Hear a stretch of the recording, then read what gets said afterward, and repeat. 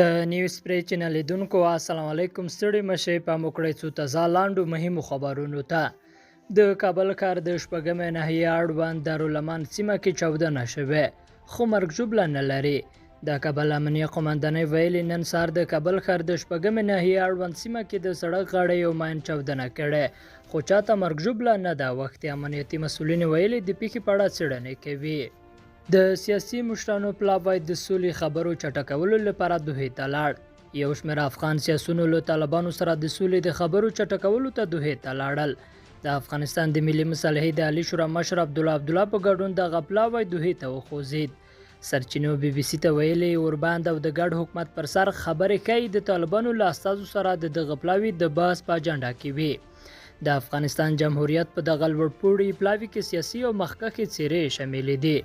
د ملي پخلاینې عالی شورا مشر عبدالله د جمعیت اسلامي ګوند مشر عطا محمد نور د جنبش ګوند مشر مارشال دوستم زوی باتور دوستم د پخواني ولسمشر مرستیال کریم خلیلي او یو شمېر نور سیاسي مشران د یاد پلاوي غړي دي.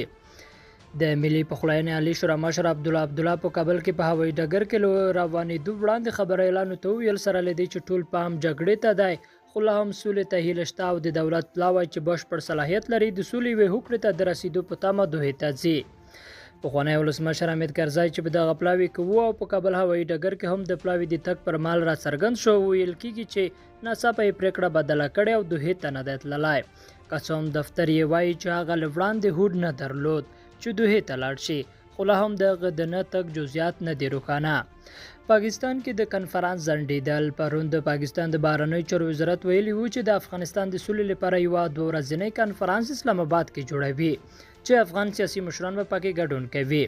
د دې کنفرانس نیټه د روانه جولای میاشتې 18 نه تر 19 ټاکل شوې وه خو د افغانستان له خوا ورڅخه غوښتنه شوې چې له اختر وروسته یې ترسره کړي. اوس د پاکستان د بهرنیو چارو وزارت ویلي د دغه کنفرانس د جوړېدو نیټه به وروسته وټاکل شي. خاطر ته تللی ورته پلاوی اسلام آباد ته هم ورغوښتل شوی دی. عبدالله حامد کرزی ګلبدین حکمتیار او محمد محقق د پاکستان لخوا د بلل شوي کسانو په ډله کې دي. له کابل څخه تللی د عبدالله په مشرۍ د سولې مذاکراتي پلاوی د افغان سولې لپاره د امریکا له خاص استازي زلمي خلیلزاد سره په دوحه کې کتلې او د سولې د روان بهیر په تړاو یې خبرې کړې دي. لیدونکو له ملتیا مننه. ښې چاره.